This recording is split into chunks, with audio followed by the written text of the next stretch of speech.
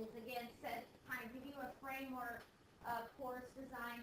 And I want you to understand this. To me, this is easy to understand because by trade, I'm an instructional designer. I am not a nurse. I was a teacher at one point, but I try to repress some of those memories. I'm definitely not a psychologist. I can't even counsel myself, much less anybody else. So at any stage of the game, if you have a question or need clarification, that's what I am here for. But what this really forces you to do is kind of think a little bit differently about what am I going to teach and how am I going to teach it. And so just keep your mind open. And then this is going to lead into the big project that we have planned for you. And basically, we're going to ask that you take a course that you need to teach, preferably in the near future, and redesign it using some of these principles. So today we're going to get into like the very beginning stages of instructional design.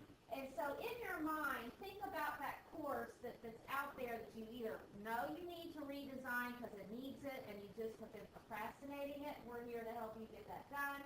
Or one that you may haven't taught yet that you have to create. So allow this session to kind of give you a jump start on maybe a project that you have with course design in the future, but also teach you something new about how to design courses to include significant learning experiences for your students. Okay? We're not expecting a final product. When you leave here on Thursday, your course won't be finished. So don't. No. Okay? What we have, and I know this, what we have designed within the first semester's worth of workshops, we've published them on Portal, so the dates are there. And it's hard to schedule a time to get everybody, so if there's one that you really want to be a part of, that you're teaching, I'll tell you how to contact us and we'll make other arrangements. But for September and October, we have hashtag TBT. Does everybody know what TBT stands for? It stands for Throwback Thursday. And what people do on social media is they like put old pictures of themselves or something up to remember, throwback. So, but we're going to have 2 Throwback Thursday sessions where we can all get together and we'll just be available to help you work through some of these design pieces. Again, this is kind of an introductory session to it all. We're going to hit all the pieces. I don't expect a final product, but we have time available for that. So, what this is based from is FDI. No, that's not the next section. Hold on. So, this framework that we're going to go over today is actually housed in our new website. The Instructional Technology Department has a center website, and you will find it at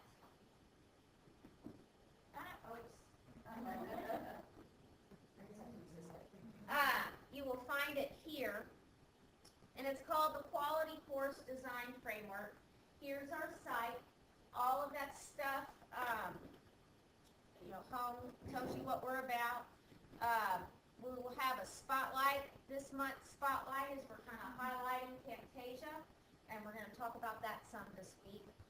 We have tech tips. Our tech tip this month, right now, is how to add activities to your courses, because we're all probably adding activities to our courses at this point. Upcoming events that we're sponsoring through the center, like this one right here, and then how to contact us. All right, I'm going to say this a couple different times throughout the week because one can never tell somebody how to contact you enough. I know you're used to emailing one of us or the other, but what is happening is we've kind of expanded our services. And we're getting more questions, which is awesome because that's what we're on this campus to do. And so rather than me having an email in my inbox that really needs to go to Brittany because she's better at it than I am, or Caroline, we're having a one-stop shop to get our assistance, and it's contact us, and I don't want you to get confused. It looks like you're submitting a ticket, but you're not. You're sending us an email, and we have a form, so you don't have to think about anything. You just fill it out, and it turns up in our center email inbox. Okay? So if you need any of those times that you're like, hey, I can't get my grade book to work, this is where you're going to go. And then a couple of things this does for us. Number one, it allows us not to make sure we don't miss anybody. That's like my biggest fear. That would be bad, because when you ask for help, you want help. You don't want to get it ignored. And then, so also collect data, so we can see where our strengths, where our weaknesses need to be made stronger. So it's allowing us to take kind of a data-driven approach to our services so that we provide exactly what you all need.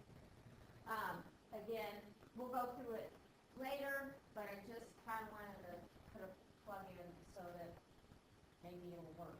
That's the way instructional events go. Why did that? So anyway, the course design framework, there's a tutorial. It takes you through all the steps we're getting ready to go through. I will say that since I designed this particular session, I have some updates I need to make to that site, because I found some things I was like, oh, this needs to go in there. So that center site is a work in progress. If there's something that you think should be on there or you'd like to see, contact us and we'll get it up there for you. Okay, so here's Fink. A couple things about him. He's 26 years for instructional development program at University of Oklahoma. He served as the POD network in higher education. Have you all heard of the POD network? It's kind of a consortium of members, and they're all about faculty development, supporting each other. Do you remember faculty feature premiere? If you were here last year, we went to the cafeteria and we had probably some of the best hummus and pita chips I've ever had. Okay, that was actually, who bought that meal was the POD network through a grant that I got. They support faculty developing other faculty. Creating significant learning experiences is what this entire session is based on.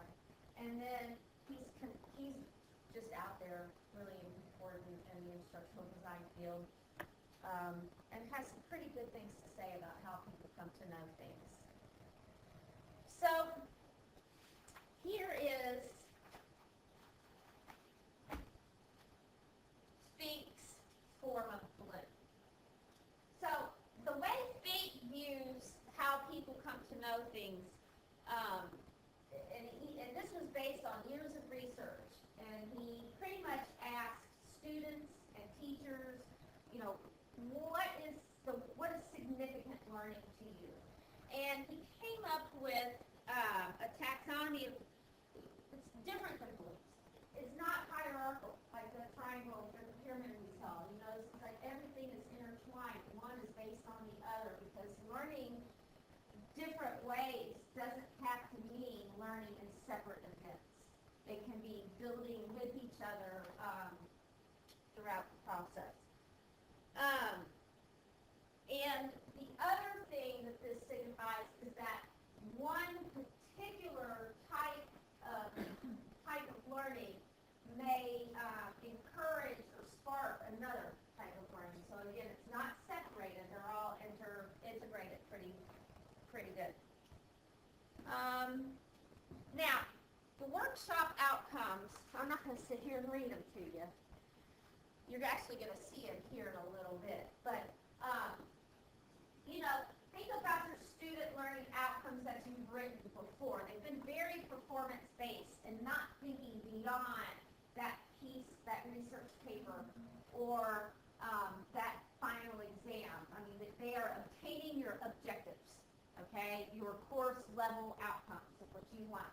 But FACE is a little bit different. It kind of writes learning goals for the person, not for the content.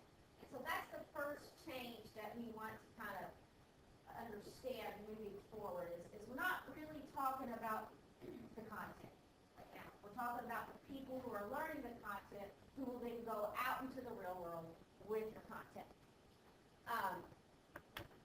And all this will be posted on the center site.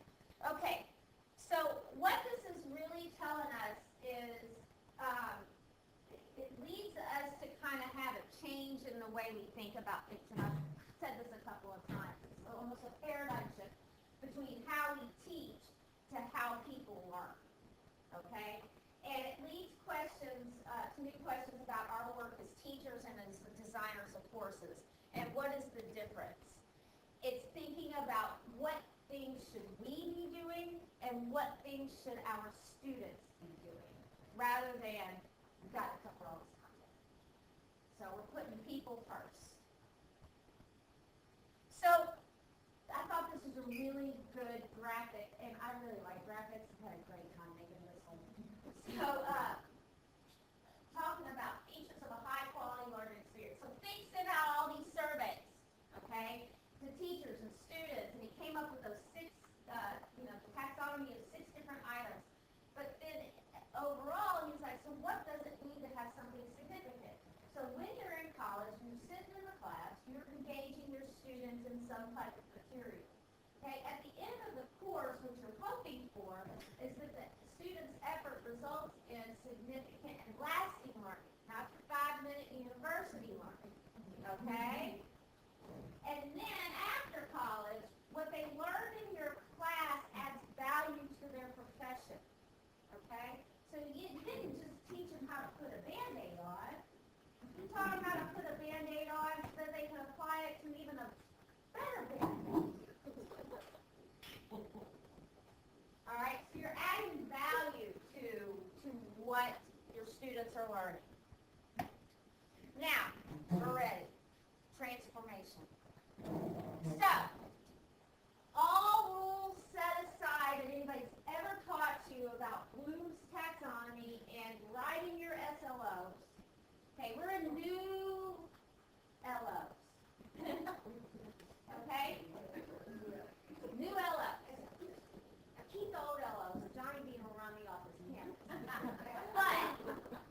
But, think, just sit here and think and collaborate with your people. If you're sitting near your peeps or not peeps, talk with each other about if you, now remember, here's the clause.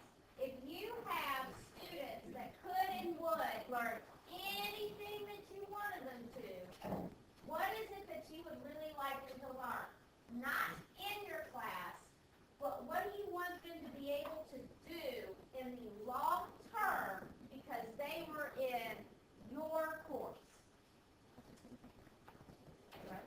So you may not have gotten that, but again, we're kind of going through the exercises to learn about the exercises. But I think what you should understand about that particular exercise is you have now set your goal. Okay? Your goal for your students has been set. It's what you want them to use, 5 years down the road. So, this is, again, I just love models. They're so much fun to do. This is the criteria of good course design according to Fink, and you can see there's a couple of different components here. The situational factors has to do with the context of your classroom and the types of students and the types of beliefs that you hold as a teacher and what the institution expects from you and what the accreditation people expect from you. So all those things are contribute to the design of your course. You've got educative, and there's a couple different ways to say it, but that's the easiest way for me to get it out. Assessment, so kind of a twist on assessment that we'll get to here in a little bit, is feedback. Since your students don't know how they're doing, how are they going to know what to improve on? Their teaching and learning activities. That's kind of a little off chart there. And then, of course, your learning goals, which we'll talk about. Now, not that transformation goal is like your big goal, not the things that the students need to do. So all of those are kind of what constitutes good course design for me. And so the next thing that we're going to talk about is the situational factors. Okay? So that will kind of be our next little worksheet that we're going to do. Now, while Brittany hands these out, I am going to kind of go, or Caroline, I am going to kind of go over brief, I'm not reading these slides to you, but specific context of the teaching and learning situation. So, you know, how many students you have, at what level, how much time do you have, that sort of thing. Placement within your curriculum, that's something you need to consider. The general context of the learning situation, that's where you're pulling in your state or related professional requirements. You know, some of that stuff you cannot control. Expectations from other outside sources. You also have the nature of the subject. Is your subject mostly theory? Is it practical? Is it a combination? Because those things influence design decisions. Convergent, divergent, kind of like what Dr. Swan discussed earlier.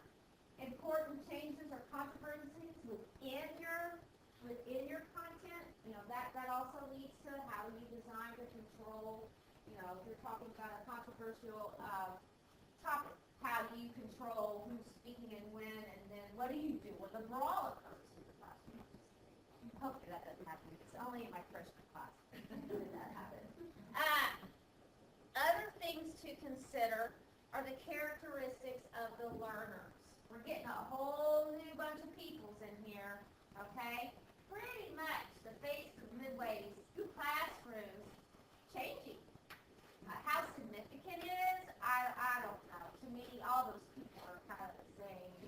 But it's going to be different than what we're used to. And so we've got some things to think about there. Characteristics of the teacher. That's you. That's self-assessing your strengths and your weaknesses. And, you know, here's where it gets a little uncomfortable. Well, I know my students don't want to participate in active learning. Well, you know, they don't have a choice. So, you know, if they're adults, they should just, you know, those kinds of things you've got to think about in order to pull some of this stuff off. Your teaching skills, your level of knowledge and familiarity with the subject.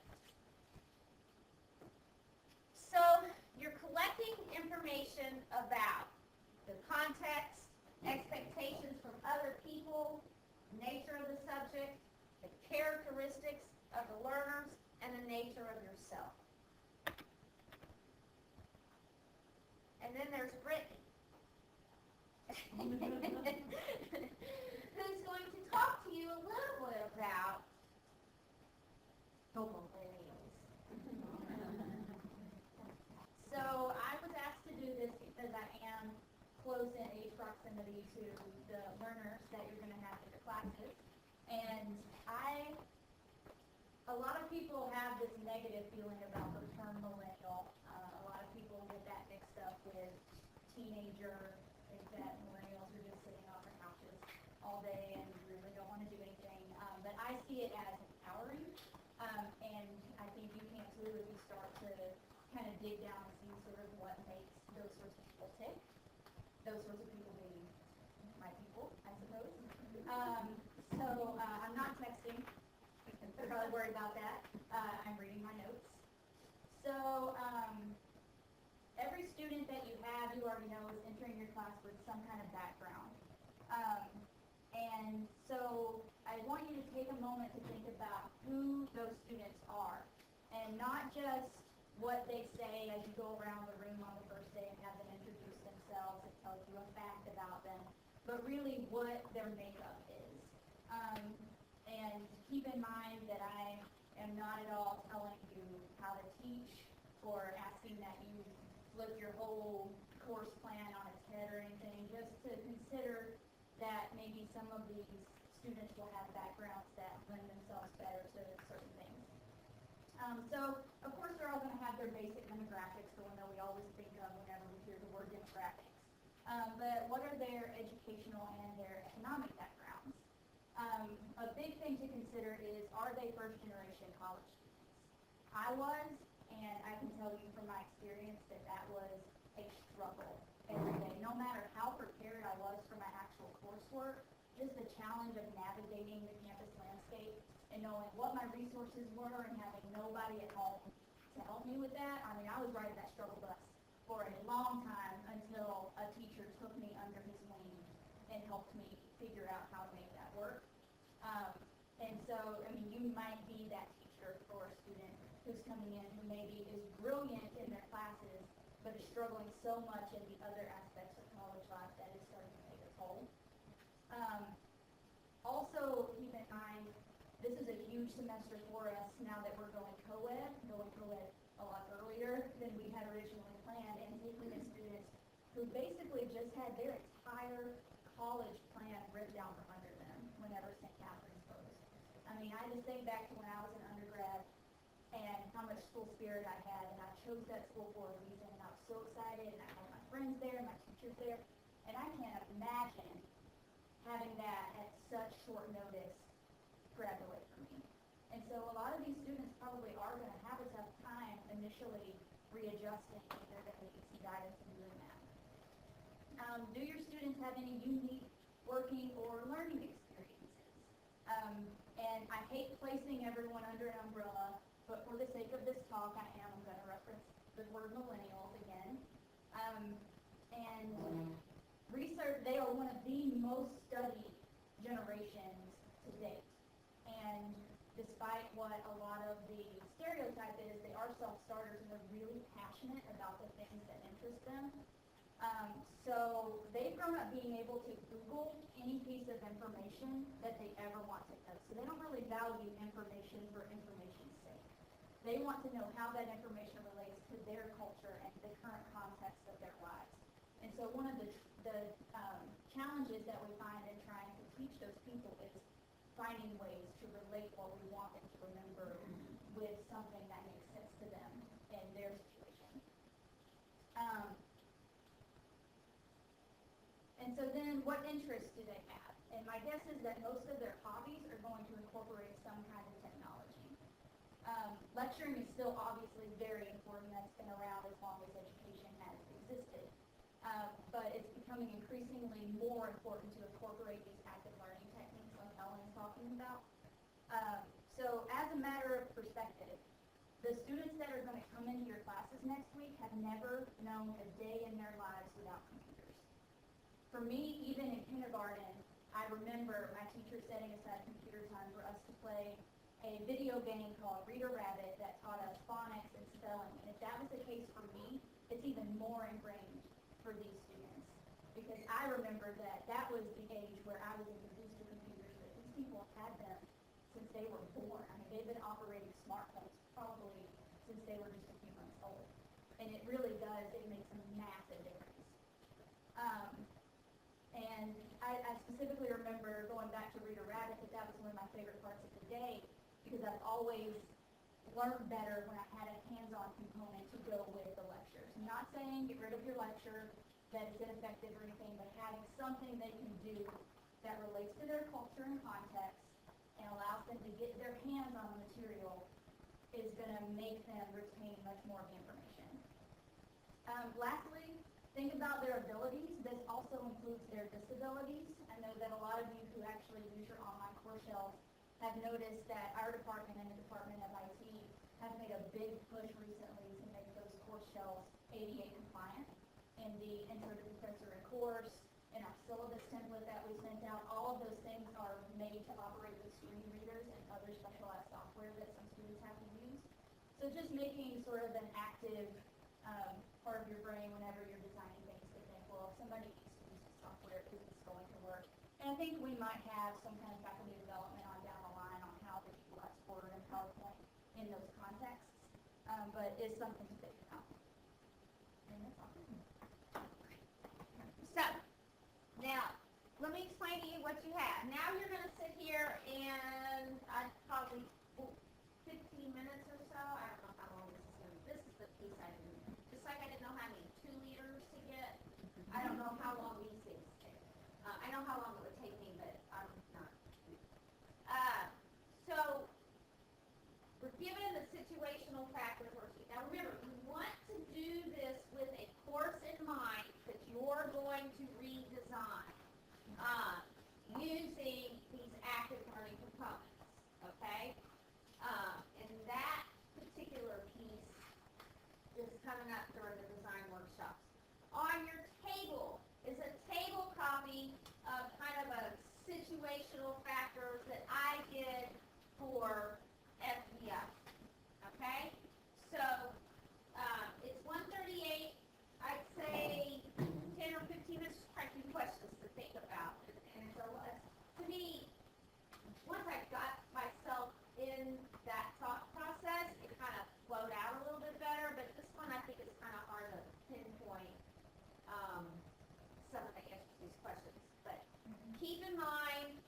course that you're redesigning this for, and think about the students that are coming in.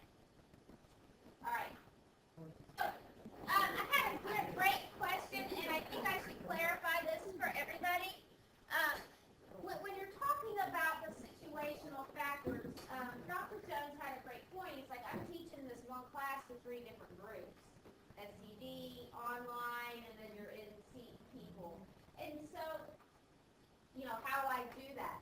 Well, you just did. You defined your situational factors right there. And this exercise isn't making design decisions, but it's allowing you to be more informed when it's time to make design decisions. For example, the example I gave there, like if you're teaching a whole bunch of millennials and you want to do a polling or like that multiple choice thing that we did in class downstairs, then I highly recommend you have them bust out their phones, which are out anyway. Right. Okay? And engage their phone with the content, and then you win. Okay? But you're not going to do that when you're SCD people who some may not even have that type of phone. So with them, your design decision becomes, okay, I'm going to have them write on a sheet of paper. You don't even have to make those purple squares. You can just have it tear out a sheet of paper and put A on it and hold it up. So that's why you analyze these situational factors, so that when you get to a point of making a decision about strategy, making sure it's in the right spot, then you kind of know who you're dealing with. Yes, ma'am. So on that, I have done some cursory looking into what kind of apps are good for doing that class, like a quicker responding thing. Mm-hmm. And do you have any recommendations? Because nothing I have found has been straightforward. Or download free. the app, join the Or free. free. Do you have a list guide on that? Yeah. too? Yeah. Okay. And it's going to be, we're turning it live sometime this year. Yeah. Okay, so. Yeah. It'll be out there. I think what we found is Poll Everywhere. I highly recommend Poll Yeah. Yeah, Yeah. because they can use it on a phone or on a computer. Okay. So if it's somebody who maybe doesn't have a smartphone, they can still participate. Okay.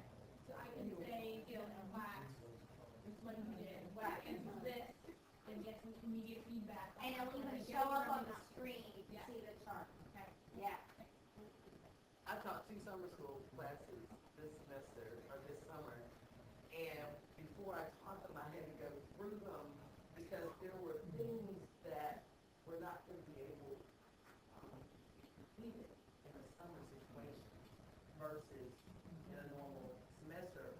So what I did was I went in and I would change what they were doing, and I would put for summer school only on it, which helped. Right. Because then that way they didn't get confused about what activity they were really doing versus what I had to do. And so it made me think about, is this an active thing for them to do?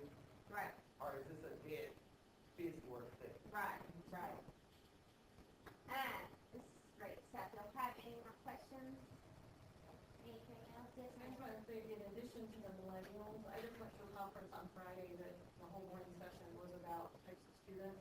And there's now a Generation Z Oh, yeah. that's coming, that are like freshmen and sophomores are no longer millennials, they're Generation Z. So that's a whole different set of, that have different needs and different expectations. So we can't even lump all of our current students into millennials. Right.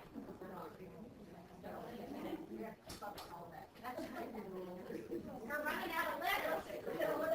Well, in fact, the presenter said, I guess the next one they'll go to like Greek letters. That's right.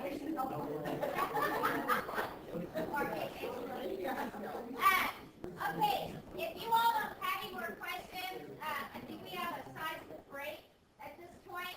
When we come back, I only have an hour and 15 minutes left, and we have 2 more little pieces to go to get our foundation for the course. Remember, we talked about your ultimate goal, what you want your students to be able to do when they leave class. And the next thing we did was kind of think about who's going to be in our class. When we come back, we're going to talk about learning goals, not your learning outcomes, okay? And maybe a different way to assess